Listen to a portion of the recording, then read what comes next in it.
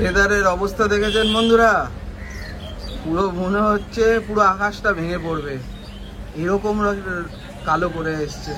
এখন 7:30 বাজে, সবাই ঘুম থেকে উঠলাম, আর কি অবস্থা হয়েছে দেখুন। হালকা হালকা বৃষ্টিও পড়ছে। এখন জানি না বাবা বেরোনোর সময় কি খেল দেখাবে। আমরা এই 11টা নাগাদ বেরোবো, হোটেল থেকে বেরোবো, কারণ আমাদের বাস হচ্ছে 11:30টার সময়। তখন কত জোরে নামবে কি একটু ঝিরিঝিরি পড়লেও হবে, যাই হোক সেটা এখন দেখার বিষয়। বন্ধুরা এখন 9:30 মতন বাজে, আমরা রেডি তো হয়ে গেছি, এইদিকে বৃষ্টি পড়ছে, আস্তে আস্তে নামছে। এখন নিচে যাব ব্রেকফাস্ট করতে, তারপর এই 11টা নাগাদ বেরোবো। জানি না বাবা বৃষ্টি মানে কাল থেকে পিছু ছাড়ছে না, আজকেও কতটা জ্বালাবে কি জ্বালাবে না কি বুঝতে পারছি না। তবে আকাশ কিন্তু হেভি কালো করে আছে, মানে নামবে তো একদম ঝেপে নামবে। আর সমুদ্র বেশ উত্তাল, বেশ আওয়াজ পাওয়া যাচ্ছে ঢেউ ভাঙার। এ কি গো এইভাবে বসে আছো কেন? আর ব্যালকনিতে জায়গা হয়নি? আরে নেমে গেছে বন্ধুরা, দেখুন ব্যালকনি পুরো ভেসে গেছে। যাক বাবা, এখন যা হচ্ছে হয়নি, 11টার সময় যেন না নামে। আর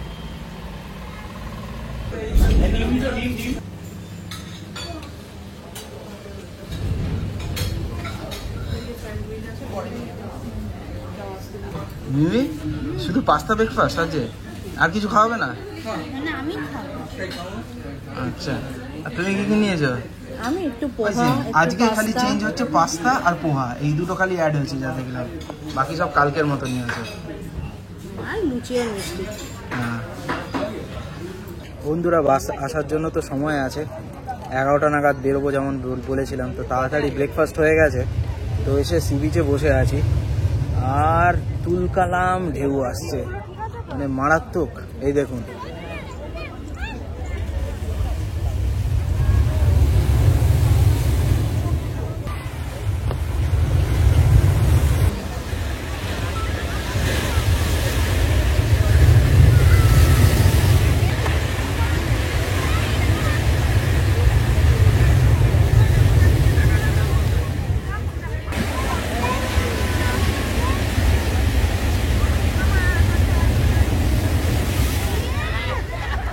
গিফট দেওয়ার জিনিস নিয়ে যাচ্ছে। বাহ বাহ, এই বলেছিলেন এবার কেনাকাটি করবে না? না, তাও কয়েকজনকে না দিলে ভাল লাগে না, ওই জন্য ছোটখাটো জিনিস এগুলো। কত হলো? 40। ও বাবা, কি জোর ঢেউটা আসছে।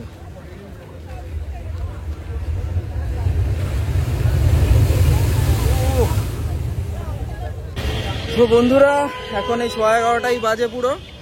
আমরা এই হোটেল অম্বালিকার সামনে এসে দাঁড়িয়েছি। এখানেই রায়পুর ক্রুজারের বাসগুলি আসে, ওল্ড দীঘা থেকে স্টার্ট নেয়, নিউ দীঘায় আসে, এখানে পিক আপ করে, আবার ওই কলকাতার দিকে তারপর রওনা দেয়। তো এই যে অম্বালিকা হোটেল, এর সামনে আমরা সবাই দাঁড়িয়ে আছি। বন্ধুরা এসে গেছে আমাদের বাস, চলে এবার লাগেজ তুলে এবার ভেতরে ওঠা যাক। তো বন্ধুরা বাসে উঠে পড়েছি, সেটেল ডাউন হয়ে গেছি।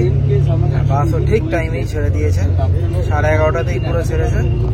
আর এখানে এরা কি করছে দেখি, এই যে মিমি আপনি আজকে কিংবা সব বসে আছে। বন্ধুরা একটা নতুন জিনিস, যাওয়ার বাসটা মানে দীঘা আসার বাসটায় লক্ষ্য করিনি, তখন বোঝা যায়নি। এই দেখুন, বাসের মধ্যেই চালানো কোনো একটা মুভি টুভি কিছু একটা চলছে। যাওয়ার সময় মানে দীঘা আসার সময় এটা ছিল না, এই এখানে টিভিটা চালিয়েছে, এইখান দিয়ে সাউন্ডটা আসছে।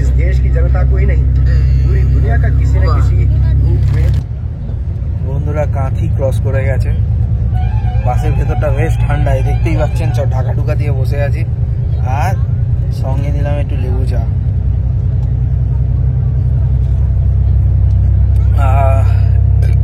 বেশ আরাম।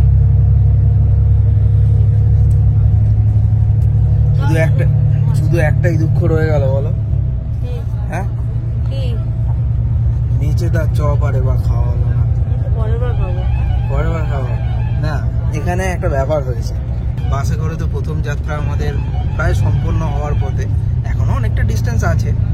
যাই হোক, বাসের কোয়ালিটি আমি যেমন আমার আগের ভিডিওটাতে বলেছিলাম, দীঘায় পৌঁছানোর ভিডিওটাতে, বাসের কোয়ালিটি এ ক্লাস, সেটা নিয়ে কোনো রকমের দুবিধা নেই। কিন্তু সত্যি কথা বলতে আমাদের জন্য নয়, আমিও খুব একটা বাসে কমফোর্টেবল নই, মেঘাও নয়, মিমি তো নয়। তো মেঘা হোটেলে ঢুকে বলেছে যে আমার যত ইচ্ছা দেরি হোক, আমি পরের বার ট্রেনেতেই আসবো, আমি বাসে আর উঠবো না, আমার ট্রেনই ভালো। দরকার হলে আবার কি রাস্তাঘাটে, দীঘার রাস্তাঘাটে দেখেছি অনেক ওই এমনি নর্মাল নন এসি যে বাসগুলো হয়, এসবিএসটিসির যে নর্মাল বাস যেগুলো হয়, বলে আমি এই ঝাঁঝা বাসে করে চলে যাবো, অন্তত খোলামেলা হাওয়া পাবো, এরকম বদ্ধ অবস্থায় যেতে হবে না। এই হচ্ছে প্রবলেম, এসিতে বদ্ধ অবস্থা ভালো লাগে না, কিছুক্ষণ ভালো লাগে, একদম 4-5 ঘন্টা জার্নিটা সহ্য করা যায়। হ্যাঁ, সেটা একটা প্রবলেম। তো আর অ্যাকচুয়ালি কি হয়েছে, যেহেতু একটু উঁচু হওয়াতে প্রচন্ড রকমের বডি রোল এই দুলতেই থাকছে দু সাইডে।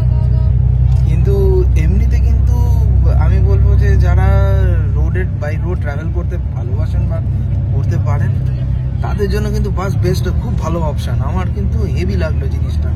আর রায়পুর ক্রুজারের এই বাসটি বিশেষ করে বেশ একটা সফিস্টিকেশন আছে বাসের মধ্যে। বাসটা দেখতেও ঘেমা, সামনে থেকে যা দেখলাম, আপনাদেরও দেখিয়েছি ছবি, এমনিতে খুব ভালো। বাট ওই আমাদের জন্য এই বাসটা নয়, বেসিক্যালি বাসে জার্নি আমাদের জন্য নয়, আমাদের ওই পরের বার যদি আসতে হয় ওই ট্রেনেতেই আসতে হবে। বন্ধুরা, এই সিরিজটির আরও 5টি পর্বে আপনাদের শুনিয়েছি কলকাতা টু দীঘা রায়পুর ক্রুজারে আমাদের এক্সপিরিয়েন্স ও নিউ দীঘা ইয়েস রিজেন্সি হোটেলের রুম ও ফুড রিভিউ।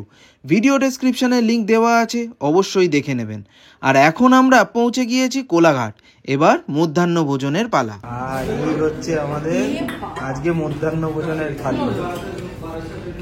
সবাই নিয়েছে ভেজতালিতে কি আছে, বাবা মিষ্টি আছে, চাটনি আছে, দই আছে, তরকারি আছে, পোস্ত, ডাল আর ভাত, পাঁপড়। মাত্র 20 মিনিটে এই বালাজি হোটেলে কোনো রকমের লাঞ্চ সেরে আবারও যাত্রা শুরু করলাম এসপ্ল্যানেডের উদ্দেশ্যে। বন্ধুরা, প্রায় 1 ঘন্টা ডিলেতে এসপ্ল্যানেড অবশেষে ঢুকছে বাস। বাসের খুব একটা দোষ আমি দেবো না, কারণ ড্রাইভারই বললো যে রাস্তা এত ভিজে ছিল হাইওয়ে পর্যন্ত, ন্যাশনাল হাইওয়ে পর্যন্ত, যে বলছে আমি জোরে চালালে কন্ট্রোল হারিয়ে ফেলবো, কারণ ভলভো বাসে নাকি এটা একটা প্রবলেম আছে। তো 50-60-এর বেশি নাকি স্পিডই তুলতে পারছিল না, তো আস্তে আস্তে যাচ্ছিল, প্লাস 2-3টে জায়গায় জ্যামে পড়েছে। সেই করে যাই হোক, 1 ঘন্টা পরে ঢুকছে, এখনো আসেনি, পৌঁছে যাবে এবার।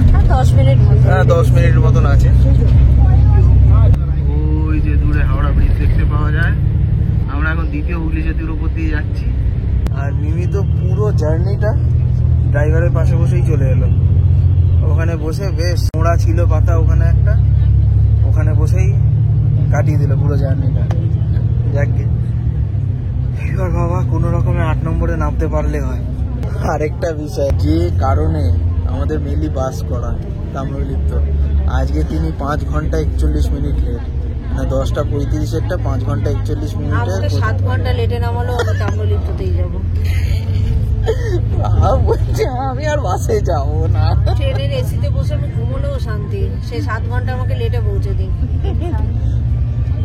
এই বাসের এসিতে বদ্ধতে যে সাফোকেশনটা হয়, যে নিতে পারে, যে নিতে পারে না তার যে কি অবস্থা হয়, সে যে এক্সপিরিয়েন্স করেছে সেই জানে।